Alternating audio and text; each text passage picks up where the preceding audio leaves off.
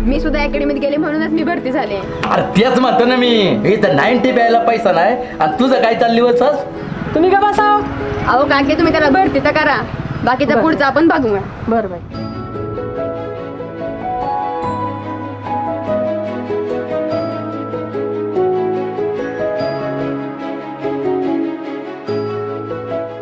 कसा शुभ कोण आहे बघ. काय का पत्ता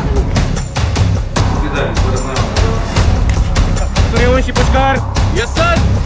तुम्ही या रूम मधले ना, रूम नंबर 13 ची मुलं जवळ. सरांना नाव काय सांगितलं तू? माझं आलंय का तुझे बाई बोले हॉस्टेल आले. या वर्षी जरा चांगली पद आहेत.